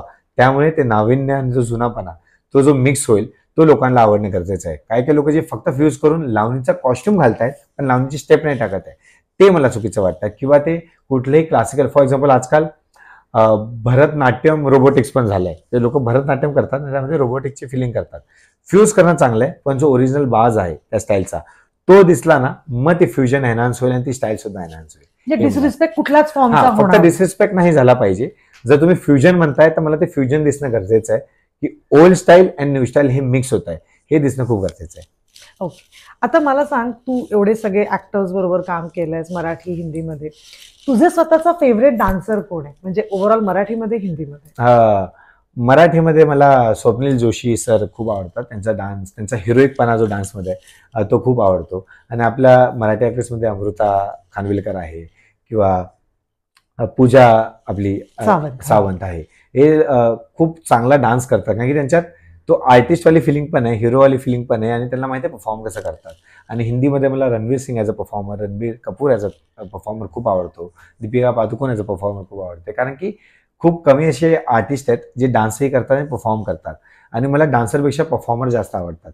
त्या लोकांना बघून मला आवडतं की येस हे लोक छान डान्स करतात. आणि मी स्टार प्रवाहाचा एवढे इव्हेंट्स करतोय, तर स्टार प्रवाहामध्ये सगळ्या मुली ज्या आहेत ॲक्ट्रेस, ते एवढा छान डान्स करतात. म्हणजे मी कधी त्यांना बोलतो रिहर्सल्समध्ये की तुम्ही कुठलं डान्स कॉम्पिटिशन कराल ना, जे आता रियालिटी शो चालू आहे, ते केलं तरी आरामात तुम्ही फायनलिस्ट किंवा विनर बनू शकता. त्यांच्यात एवढी चांगली डान्सची कला आहे.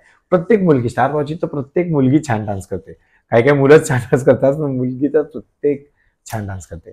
पण तुला मग फेवरेट, आता इतके डान्सर्स मी बघितलेत, त्या सगळ्यांची एक ऍक्ट्रेस खूप फेवरेट असते, तिच्यावर तू काम केलंय? माधुरी दीक्षित बरोबर? माधुरी मॅम बरोबर मी काम नाही केलंय, माझ्या वाईफने काम केलंय. सरोजींबरोबर म्हणजे नक्कीच केलं असणार. आणि कुठे माधुरी मॅमने तिला कॉम्प्लिमेंट केलं आहे की तू खूप छान डान्स करते, तुझं एक्सप्रेशन खूप छान आहे. आणि माधुरी मॅमकडनं हे कमेंट मिळेल ना, तेव्हा ती मला बोलायची यार मला आज असं कमेंट केलं वगैरे. त्यांच्यावर कधी काम नाही केलं, पण मला आवडेल कधी मी त्यांच्यावर काम करेन, कारण की त्याच्यावर काम करताना तर आधी मी स्वतःला खूप सारे प्रश्न विचारले की कुठलीही चूक झाली नाही पाहिजे, कारण की माधुरी मॅमला सगळ्या गोष्टी प्रॉपर करतात. कुठली स्टेप चुकीची आहे, कुठलं एक्सप्रेशन काय द्यायचं, कारण आता त्यांना सांगायची गरज नाही लागत. सरोजी मॅमने त्यांना एवढं चांगलं ट्रेन केलंय की आता तुम्ही त्यांचे रील्स पण बघत असाल तर 30 सेकंडमध्ये असं वाटतं की आपण 3 मिनिटाचं गाणं बघतोय. तर येस, त्या खूप ऍक्टिव्ह आहेत, खूप जास्त ऍक्टिव्ह आहेत. म्हणजे ॲज अ कोरिओग्राफर मीच नाही, आय थिंक प्रत्येक कोरिओग्राफर रिलेट करेल. Madhuri ma'am, Govinda sir, Prabhudeva sir, Amitabh sir, सगळ्यांची एक इच्छा असेल की यार ह्यांना काहीतरी शिकवायचं आहे ॲज अ कोरिओग्राफर किंवा ह्यांना गाणं करायचं आहे. तर ऑब्व्हियसली माझंही ड्रीम आहे, कधी असं एक ऍड पण मिळाली छोटी किंवा काय शिकवायचं असेल तर मला खरंच खूप आवडेल त्यांना शिकवायला. स्टार प्रवाह करेल तुझी इच्छा पूर्ण, कारण तुझ्या सगळ्या इच्छा पूर्ण होत आहेत. मला एक सांग की तू सोशल मीडियावर खूप ऍक्टिव्ह असतोस, त्याच्याकडे तू एक करिअर ग्रोथ म्हणून, एक डान्सर म्हणून, एक कोरिओग्राफर म्हणून कसं बघतोस? सोशल मीडिया येस आजच्या तारखेला खूप, कारण मगाशी जो आपला प्रश्न होता की काही सोशल मीडिया प्लॅटफॉर्म्सवरनं पैसे मिळत नाहीत ह्या डान्सर्सना आणि परफॉर्मर्सना, त्याबद्दल तू काय सांगशील? सोशल मीडिया एक खूप चांगलं प्लॅटफॉर्म आहे आजच्या तारखेला. कारण की आजकाल आपण जी गाणी बघतोय किंवा मराठी एक सिंगल अल्बम्स येतात किंवा हिंदीचे सिंगल अल्बम येतात, त्यामध्ये आपण बघतोय की खूप सारे रीलचे इन्फ्लुएन्सर्स जे आहेत त्यांना आपण बघतो ॲज अन आर्टिस्ट वगैरे, आणि ते करतातही छान आहेत. कारण की सोशल मीडिया आता एक्सप्लोर होत आहे, फक्त इंडियातच नाही, तुमचा तो व्हिडिओ पूर्ण देशात व्हायरल होतो आणि सगळे लोक कमेंट करतात. आजकाल ते कोलॅबचं फॅशन चालू आहे की यार याची जास्त फॉलोअर्स आहेत तर याला कोलॅब करूया, याची जास्त रीच आहे तर याला कोलॅब करूया.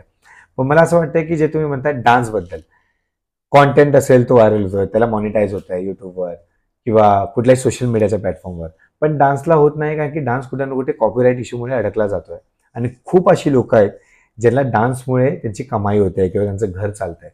तर माझी तर ही खूप मोठी इच्छा आहे की डान्सला कॉपीराईट इश्यू नाही आला पाहिजे, इंस्टाग्रामवर सुद्धा, युट्यूबवर सुद्धा. कारण की भले ते गाणं कोणाचं तरी लेबलचं आहे, पण ते लोकांना शिकवण्यासाठी, ट्युटोरियल टाकण्यासाठी किंवा लोक त्यांच्याकडे बघून ती स्टेप करण्यासाठी, त्यासाठी तो व्हिडिओ टाकतायत. तो व्हिडिओ टाकला 7 दिवसात त्याच्यावर स्ट्राईक येत आहे. तर माझी एकच इच्छा आहे, माझ्या हातात ती पॉवर नाही आहे, पण जर हे पोचेल त्यांच्यापर्यंत, तर माझी एक इच्छा अशी आहे की ह्या गोष्टीला कॉपीराईट इश्यू न देता त्यांना तो सपोर्ट भेटावा.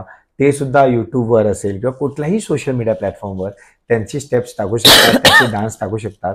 ऑब्व्हियसली गाणं रिलीज झालंय तर आम्हाला तेच गाणं यूज करणं भाग्य आहे, कारण की आम्ही दुसरं गाणं नाही करू शकत. कारण की जर ते गाणं व्हायरल आहे, त्याच्यावर आम्ही जर आमची कमाई करू शकतो, क्लासेस घेऊ शकतो, ट्युटोरियल देऊ शकतो, तर कुठे ना कुठे आमचंही घर चालेल. ते एक रिक्वेस्ट आहे सोशल मीडिया प्लॅटफॉर्म्सला की डान्सच्या कॉपीराईट इश्यूवर काहीतरी वर्क करा की कॉपीराईट इश्यू न लागो, स्ट्राईक नाही लागला पाहिजे आणि त्यांचंही काम सुरळीत चालू झालं पाहिजे. कारण की इंस्टाग्रामवर आपण बघतो काही लोक आज स्टेप व्हायरल होतात, तुम्ही बघितलं असेल, ती स्टेप सगळे करतात, बरोबर, पूर्ण जग ती स्टेप करते आणि मग कुठे ना कुठे आज त्या मुलालाही काम मिळत आहे किंवा तो मुलगा कुठे क्लास खोलतोय की आजकाल ते वर्कशॉप्स पण घेत आहेत. ही चांगली गोष्ट आहे, कारण की रीलवर सिम्पल डान्स केला तर लोक ते घरी बसूनही करू शकतात. तर सोशल मीडियाचा प्लॅटफॉर्म जो मी बघतोय खूप लोकांना उपयोगी होतोय आणि काही काही असे पण कॉन्टेंट आहे जे आपल्याला आवडत नाही, पण ते कॉन्टेंटही व्हायरल होत आहेत. आणि लोक काय प्रॉब्लेम काय माहिती आहे लोकांचा, ते आवडत नाही असं बोलतायत, पण त्या गोष्टीला ते लाईक सुद्धा करतायत आणि त्या गोष्टीवर कमेंट करतायत. जेव्हा तुम्ही कमेंट करता त्या गोष्टीवर नेगेटिव्ह, पण तो सपोर्ट पॉझिटिव्हमध्येच जातो आणि त्या गोष्टीला व्हायरल होण्यामध्ये मदत होते. खूप सिम्पल आहे, जे कॉन्टेंट तुम्हाला नाही आवडत प्रेस करून नॉट इंटरेस्टेडवर क्लिक करा, मग तो कॉन्टेंट तुमच्या समोर येणार नाही, तो कॉन्टेंट जगासमोर येणार नाही आणि तुम्ही निगेटिव्ह गोष्टींना किंवा क्रिंज जे कॉन्टेंट असतो त्याला तुम्ही सपोर्ट नाही करणार. आणि जे चांगल्या गोष्टी आहेत, जे तुम्हाला कळतंय की खरंच डान्स चांगला करतोय त्याला सपोर्ट करा, खरंच कॉन्टेंट चांगला बनवतोय त्याला सपोर्ट करा. कारण की सोशल मीडिया आता मला आता असं वाटतंय की टीव्हीपेक्षा खूप मोठं प्लॅटफॉर्म झालं आहे. कारण की सोशल मीडिया घरी बसल्या बसल्या एक 99चं रिचार्ज केल्या लोकांसमोर येत आहे. तर त्यामुळे सोशल मीडिया प्लॅटफॉर्मवर सगळ्या गोष्टींना जर परमिशन्स आहेत, तर मला एवढंच पाहिजे की डान्सला पण ती परमिशन द्यावी, त्यांचं कॉपीराईट इश्यू काढावं आणि त्यांनाही तो सपोर्ट मिळावा आणि त्यांनाही ती कमाई करण्याची संधी मिळावी की त्याच्यामुळे ते लाईफमध्ये पुढे जातील. क्या बात. तू निगेटिव्ह कमेंट्स ना कसा, म्हणजे ट्रोलिंग हा आम्ही सगळ्यांनाच प्रश्न विचारतो कारण आपण सगळेच ट्रोल होत असतो, तू ट्रोलिंगला कसं फेस करतो? येस, मला negative comment, negative comments hardly येतात, 10% येतात जर मी 100% मधून बघेन. मग त्या निगेटिव्ह कमेंट्सला मी काय करतो, जे काही येतात त्यामुळे मी डायरेक्ट रिप्लाय न करता लेफ्ट स्वाईप करून डिलीट मारतो. ह्या गोष्टी मी करतो. आणि कधी कधी माझा मूड झाला ना की चला आपण आर्ग्यू करूया यांच्याबरोबर, तर मी सुद्धा आर्ग्यू करतो. मी आर्ग्यू करतो, खूप मजा येते आणि खूप असं मस्ती वे मध्ये टॉन्ट मारणं वगैरे. आणि मग कधी कधी काही लोक म्हणजे शिव्या सुद्धा पाठवतात इंस्टाग्राम DM वर, पण मग काय नाही, त्यांना मी थँक्यू बोलतो आणि मग ब्लॉक करतो. कारण की त्या शिवीने मला काही फरक नाही पडणार आहे आणि माझ्या कामावर काही इफेक्ट नाही होणार आहे. पण नेगेटिव्ह गोष्टी जे पण येतात त्यांना मी लेफ्ट स्वाईप म्हणून डिलीट करतो आणि फक्त पॉझिटिव्ह कमेंट ठेवतो. कारण की जेव्हा कमेंट सेक्शन उघडतोय तर पॉझिटिव्ह कमेंट्स बघून मला बरं वाटलं पाहिजे. आणि क्रिटिसिझम येणार, येस, ते क्रिटिसिझम एक्सेप्ट करणं पण चांगलंच आहे, पण त्याला त्या कमेंटमध्ये ठेवणं मला नाही आवडत, म्हणून मी त्याला डिलीट करतो आणि त्याला इग्नोर करतो. पण या सगळ्यामध्ये घरच्यांनी कसा सपोर्ट केला, म्हणजे घरी आईबाबांपासून आता बायकोपर्यंत? आई बाबांचं आता असं होतं की डान्स करायचा होता आणि मराठीमध्ये दीपाली मॅमने घेतल्यानंतर एवढा इश्यूज नाही झाला, कारण की तिकडे कार्ड वगैरे चालत नव्हतं तेव्हा. हिंदीमध्ये आलो तर तिकडे कंपल्सरी तुम्हाला डान्सचं कार्ड काढायचं आहे. आता डान्सचं कार्ड आम्ही गेलो तर ऑफिसमध्ये गेलो आणि ते बोलले 1,80,000 होगा. 1,80,000 यार कहाँ से लाएंगे, पप्पा देणार नाही मला आणि काय करायचं वगैरे. बोललो एकदा आईशी बोलून बघूया. आईशी बोललो तर बोलले तुला करायचं आहे. बोलले हां बघ आम्हाला एवढं आवडत नाही पण तुला करायचं ना करून घे. मी बोललो 3-4 वर्ष नाही झालं तर मी पण पोलीसच बनेल. माझं असं होतं की मी पोलीसच बनेन. तुला पोलीस व्हायचं? हा पप्पा पोलीस होते ना. ओके. तर मी असं होतं की मी पोलीस झालो असतो. बघ 3-4 वर्ष घे, मी तुला हेल्प करते. तर मग आईने मंगळसूत्र दागिने वगैरे गहाण ठेवले आणि मग आम्ही कार्ड काढलं. तेव्हा 1,80,000 म्हणजे खूप जास्त अमाऊंट होती. तर 1,80,000चं कार्ड काढलं आणि मी असं होतो यार आता काम मिळेल. पण ते कार्ड काढल्यानंतर एवढे इश्यू लागले यार आम्हाला नाही बोलवत आहे, काय नाही होत आहे, काय करू काय करू काय करू. मग कुठे ना कुठे मी शोज करायला लागलो, लाईव्ह शोज वगैरे, की करत राहूया छोटे छोटे कॉर्पोरेट शो, संगीत शोज वगैरे. पैसे जमा येतील. पहिले जे आईने मंगळसूत्राने ते घाण ठेवले ते काढूया. कारण की मी आईला एक डायलॉग असा मारलेला फिल्मी खूप, की यार तू हे सगळं घाण ठेवलं आहे ना, मी 9 महिन्यात तुला काही करून हे सगळं फेड करून देणार. तर त्या ह्याच्या डिप्रेशनमध्ये कुठलेही शोज करत कॉम्पिटिशन करायचं वगैरे, जिंकायचं ही अमाऊंट 5,000 जिंकलो 6,000 जिंकलो वगैरे. आणि ते करून एकत्र करून 8 महिन्यात मी आईचं मंगळसूत्र आणि दागिने सोडवले. कारण की पहिले ते स्ट्रेस मी घालवले, त्यानंतर मला काम भेटू नाही भेटू ती वेगळी गोष्ट आहे. आणि त्यानंतर मेघना म्हणजे जी माझी बायको आहे ती खूप मोठा स्ट्रेंथ. काय कारण की कुठे ना कुठे ना आज वैभव चांगला एक्सप्रेस पण करतो डान्समध्ये, कुठे ना तिच्यामुळे खूप सुंदर डान्स करते, खूप माइंड ब्लोईंग डान्स करते. आणि खूप साऱ्या ब्लॉग्समध्ये तुम्ही बघाल गाण्यांमध्ये गुणगुणा गाणं आहे किंवा लवली गाणं आहे, त्या गाण्यामध्ये ती दिसते ब्लॉगमध्ये नसताना. ती सरोज मॅम बरोबर डान्स करायची आणि कधी कधी असिस्टही करायची तिला. तर तिने नेहमी तो सपोर्ट दिला आहे की वैभव ठीक आहे मला माहिती आहे काय होतं तुझ्याबरोबर, पण तू डिप्रेस नकोस किंवा तो खाली नको पडूस. काय झालं तरी काय नाही, तुला 3 महिन्यातून एक शो भेटतील ना, पण 3 महिन्यात मी खूप शोज करते आणि ते पैसे आपण डिवाइड करू वगैरे. म्हणजे ती इथपर्यंत पोहोचलेली की आमचं लग्न सुद्धा झालं नव्हतं पण ती पैसे डिवाइड करायच्या गोष्टी बोलायची. कुठे ना कुठे तिने तो आधार दिला मला, कुठे ना कुठे ती माझा बॅकबोन अजून सुद्धा आहे. लग्न झालं आमचं, आता बेबी झाल्यानंतर तिने तो स्टेप बॅक घेतला इंडस्ट्रीमधून की आता मला नाही करायचं आहे, पण अजून ती तेवढाच सपोर्ट मला करते. मग माझ्या जजमेंटला असेल किंवा माझ्या कामाला असेल. त्या 3 जो लोक आहेत माझी आई, बाबा आणि मेघना, हे तिघे जर नसते तर आज मी खरंच या करिअरमध्ये नसतो. आज मी पोलीस असतो किंवा कुठला नॉर्मल जॉब करत असतो. कारण की ज्या डिप्रेशन लेवलला मी गेलेलो माझ्या स्किन टोनमुळे, त्यामुळे मी खूप असा हारायचो खूप वेळा. पण हारता हारता मेघना कुठे ना कुठे हात पकडायची, आई कुठे ना कुठे हात पकडायची, बाबा कुठे ना कुठे हात पकडायचे. बाबा तेव्हा एकच शब्द बोलायचे, हे सगळं नको करू रे. ते टीव्हीवर ते बोलतात ना, आपला डान्स अच्छा था, तुझा डान्स कसा होता, ते तू बन. म्हणजे तेव्हा ते बोलायचे की तू जज वगैरे बन, तुला लोक जज करतायत ना ते मला आवडत नाही. तेव्हा त्यांचं असं होतं. पण बोलू नाही पप्पा असं नसतं, काम करायचं आपण, त्याचं कॅलिबर आपल्यात ते असलं पाहिजे, पोटेन्शियल असलं पाहिजे वगैरे. आणि मग ते सगळं झालं आणि पप्पांनी त्याच्या सीझन 1चा मला जज होताना बघितला आणि त्याच्यानंतर त्यांचा जीव सोडला त्यांनी. हा म्हणजे बाबा एकदम कोविड नंतर असे झाले की त्यांना ब्लड लॉसचा इश्यू झाला आणि आम्ही त्यांना हेल्प करायचो, प्रत्येक 2-2 महिन्याला ब्लड वगैरे द्यायचो. पण एका टायमाला शाळेत त्यांना असं कळलं की मी बहुतेक त्रास देतोय माझ्या मुलांना वगैरे आणि अजूनही 10 वर्ष जगू शकले असते. अचानक रात्री फोन करतायत की उद्या येऊ शकतो का भेटायला, म्हणलं उद्या नाही येते मी परवा येतोय, आणि जीव सोडून दिला त्यांनी. पण तू जज झाला होता? झालो होतो, म्हणजे त्यांना ते बघायचं होतं आणि ते बघितल्यानंतर ते गेले. आणि जाताना पण ते आय थिंक मी नव्हतो तर आईला हे बोलून गेले की वैभवचा शो मला अग्नी करून पण जायचं असेल ना तरी त्याला जाऊन द्या. आणि आई ही मला बोलली की अग्नी गेला जो शो, आणि माझा शो होता दुसऱ्या दिवशी, मी दिल्लीवरनं आलो, बाहेर होतो मी तिथून आलो, त्यांना अग्नी दिली आणि मी परत शोला दिलो. मी असं होतो की काय झालं काय हे पप्पांबरोबर. माझ्या डोळ्यातून एक सुद्धा अश्रू येत नव्हते, बाहेर येतच नव्हते, कारण की मी फक्त पप्पांना बघत होतो की रात्रीच तुम्ही बोलले माझ्याशी आणि आता हे काय झालं मला कळलंच नाही. कुठे ना कुठे मला वाटतंय ते झोपेत पण असं बोलत होते माझ्याशी की मी त्रास देतोय तुम्हाला, मी खूपच जास्त त्रास देतोय, तर त्रास न देऊन मी तुला बघितलं जज होताना, आता तुम्ही वरून तुला आशीर्वाद देतोय, स्ट्रेंथ देतोय, तू तुझं काम करत राहा. मी अजून त्यांना खूप मिस करतो, कारण की अजून त्यांना मला खूप मोठं होताना दाखवायचं होतं की मी खूप काय करतोय वगैरे. तर याच माझ्या लाईफमध्ये पुन्हा स्ट्रेंथ माझी आई, बाबा आणि माझी बायको आहे. पण मग बायको पण डान्सर आहे, खूप छान डान्स करते. म्हणजे आता मी तिला आताही बोलतो की आता मुलगा झाला 4 वर्षाचा, तर तुला काय करायचं असेल का, कॉस्ट्युम्स करायचे असतील, मेकअप वगैरे करायचं असेल तू कर. पण ती आता एवढी गुंतली आहे गर्विकमध्ये, माझ्या मुलाचं नाव गर्विक आहे, की त्याला सांभाळायचं आहे, त्याचीच खुशी त्याला बघायची आहे वगैरे, तर तू काम कर, मी याची काळजी घेते, याला जे पाहिजे ते आपण देऊ. तर त्या ह्याच्यात ती असते. पण अजून मी तिला बोललोय की मध्ये मध्ये मी व्हिडिओ टाकत असतो तिच्याबरोबर, आणि ते व्हिडिओ खूप व्हायरल होतात, कारण की लोकांना ती डान्स करताना असं बोलतात, सर ये नाच रही है तो हम आपको देखते ही नहीं है. आणि कुठे ना कुठे तो ग्रेस माझ्यात जर आहे किंवा एक्सप्रेशन्स आहेत ते सगळे तिच्यामुळे आहेत, कारण की खूपच सुंदर डान्स करते ती. पण मग घरात तू तिच्या तालावर नाचतोस का ती तुझ्या तालावर आय थिंक मी जास्त नाचतो तिच्या तालावर. मी पण तिला बघतो की मी पण तालावर नाचव तिला, पण नाही होत, कारण की ती खूप स्मार्ट आहे याच्यामध्ये.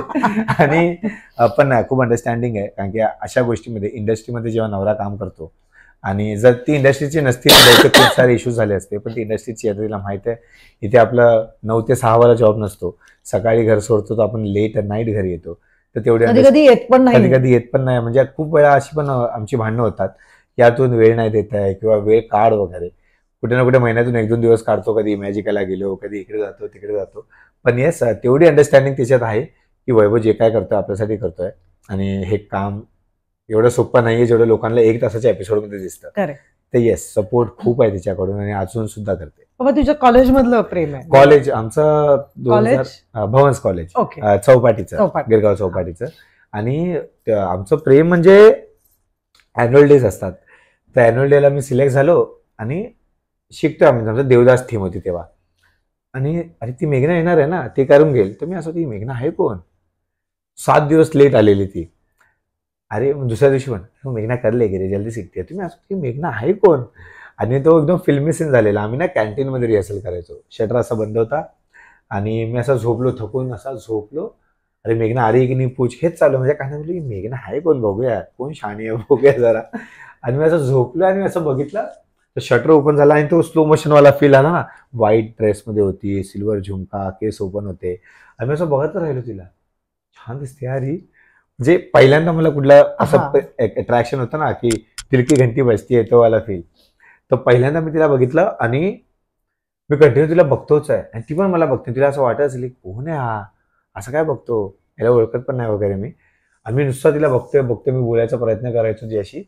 आणि मग अॅन्युअल डेचा आमचा ना खूप मोठा अॅन्युअल डे असतो भवन्स कॉलेजचा, 3 दिवसाचा अॅन्युअल डे असतो. आणि मग त्या अॅन्युअल डे मध्ये मी तिला डायरेक्ट हाय बोलायच्या पेक्षा मी डायरेक्ट प्रपोजच केला. डायरेक्ट प्रपोज केला. म्हणजे फक्त बघितलं होतंस ना, गप्पा तर मारलाच नव्हत्यास तिच्या? नॉर्मली हाय हॅलो व्हायचं, आणि मग ती माझ्याबरोबर बसायची, पण तिला वाचायचं कोणतरी हा चावटच आहे वाटतं असं. पण मी अॅन्युअल डे मध्ये तिला प्रपोज केला बॅकस्टेजला, आणि तिचं काहीच उत्तर आलं नाही. अॅन्युअल डे संपला वगैरे. मी तिला बोललोय, बघ मी VITत राहतो, आणि असं मला कधी झालं नाही, पहिल्यांदा असं प्रेम झालंय वगैरे, तर मी तुला विचारतोय, तर तुझं काय उत्तर आहे? तर ती बोलली, नाही माझ्याकडे आता उत्तर नाही, मला थोडा दिवस वेळ दे. 31 डे मी तिला बोललो, चल तुझा आन्सर हा असेल किंवा नाही असेल, 31 डिसेंबरला तू ॲटलीस्ट मला भेटशील का, आपण तिकडे भेटू बँड स्टँडला. तुला ठीक आहे येते. मग बँड स्टँडला भेटलो, शाहरुख सरांच्या बंगलोसमोर बसलो, आणि आम्ही नुसते गप्पा मारत होतो. 1-1.5 तास बसलो वगैरे, गप्पा मारल्या, आणि आम्ही निघालो. आणि मग तिला बोललो, अरे अजून तुझं उत्तर काय? हा नाही, काय पण बोल चालेल. तुला नाही, मी तुला ना उद्या सांगते. मग 1 जानेवारी 2004 ला सकाळी सकाळी फोन करते, आणि माझं उत्तर हा आहे, आणि माझा मोबाईल असा पडला टॉप पण. आणि मग तेव्हापासून मग तिच्याबरोबरच आहे मी, आणि आमचं कंटिन्यू रिलेशन पुढे आलं. लग्नामध्ये 20 इयर्स, आणि आमच्या लग्नाला 8 वर्ष झाली. तर it's a good bond, positive bond, आणि खूप अंडरस्टँडिंग आणि ट्रस्टेबल बॉन्ड आहे. की माझं असं होतं की जी मुलगी असेल ना ती डायरेक्ट MM मटेरियल असली पाहिजे, मॅरेज मटेरियल असली पाहिजे. कारण की मला ते टाइमपास आणि त्या सगळ्या गोष्टी, बॉयफ्रेंड गर्लफ्रेंड मला गोष्टी करायच्याच नव्हत्या. कारण की आम्ही जेव्हा रिलेशनमध्ये पण होतो, हाय बाबू सोना वगैरे व्हायचंच नाही. कशी आहेस मेघना, जेवलीस का, मी रिहर्सलला पोहोचलोय, तू पोहोचली का, येस. त्याच्यानंतर मेसेजेस ती पण तेव्हा कंटिन्युअस डान्स करायची, आधीपासून. आणि पॅकअप झाल्यावर आम्ही एकत्र भेटायचो आणि जायचो, एकत्र यायचो. हेच आमचं होतं. कधी ते तुमचा ग्रुप एक नव्हता, ती सरोजींकडे, ती सरोजींकडे, कधी कधी एक शो एकत्र करायचो वगैरे. तर तसं आमचं हे रिलेशन जे बॉन्ड आहे, प्रोफेशनल रिलेशन असेल किंवा पर्सनल रिलेशन असेल, ते तेव्हापासून आतापर्यंत इन्क्रीज होत गेलं. चला आता आपण वैभव बरोबर रॅपिड फायर खेळूया. रॅपिड फायर पटापट लगेच. Celebrity crush? Deepika Padukone. Favourite car? Thar. Cheat meal? Chinese. Favourite director किंवा आपण म्हणूया फेवरेट कोरिओग्राफर? रेमो सर. 3 माणसांना तुला पार्टीला बोलवायचं असेल, खूप माणसं आहे पण 3 माणसांना बोलवायचं, तर ती 3 माणसं कोण असते? हयात असलेली, हयात नसलेली? अरे बापरे. बायको, भाऊ, आणि एक मित्र. एक मित्र. ओके, ठीक आहे. स्वतःबद्दलची कुठली गोष्ट तुला बदलायला आवडेल? आळशीपणा थोडासा. नाही रे, तू फार वेळेवर वगैरे आला. आता थोडा आळशी झालो मी. 3 गोष्टी ज्याच्याशिवाय तू राहूच शकत नाही. मोबाईल, टीव्ही आणि रील्स. म्हणजे डान्सर नसतास, म्हणजे आपण असं म्हणूया कोरिओग्राफर नसतास तर काय झालं असतं? जर मी कोरिओग्राफर नसतो तर आज मी एक पोलीस ऑफिसर असतो, महाराष्ट्र पोलीस असतो. सगळ्यात जास्त कशाची भीती वाटते? माझं टॅलेंट माझ्या बॉडीतून बाहेर जाण्याची. आणि तुझं सिक्रेट टॅलेंट कुठले? सिक्रेट टॅलेंट माझा आहे की मी पीजे खूप मारतो. आतापर्यंतची मिळालेली बेस्ट कॉम्प्लिमेंट? की वैभव तू डान्स का बिरबल है. क्या बात आहे. किती वेळा जिमचे पैसे भरलेस आणि गेलाच नाही? 3 वेळा. सोशल मीडियावर कोणाला स्टॉक करतोस का? करतो, रश्मिका मंदनाला. बर, म्हणजे सामे. स्टारस्ट्रक मुमेंट तू सांगितलेस. एम्बॅरेसिंग मुमेंट कुठली आहे? एम्बॅरेसिंग मुमेंट ती जी मी इंटरव्ह्यू मध्ये पण सांगितली, जी डान्स करताना माझी कॉस्ट्युमची जी पॅन्ट आहे जी खाली आलेली आणि सगळे माझ्या हसत होते, तर ती मुमेंट माझ्यासाठी खूप. Thank you so much. इथे आलास आणि आमच्याबरोबर गप्पा मारल्यास खूप मनापासून. आणि आपण आपल्या मैत्रिणींविषयी पण बोललो आणि सगळं बोललो. Thank you so much. पण जाता जाता आमच्याकडनं एक छोटस 2 छोटे गिफ्ट आमच्याकडनं. Thank you so much. थँक्यू.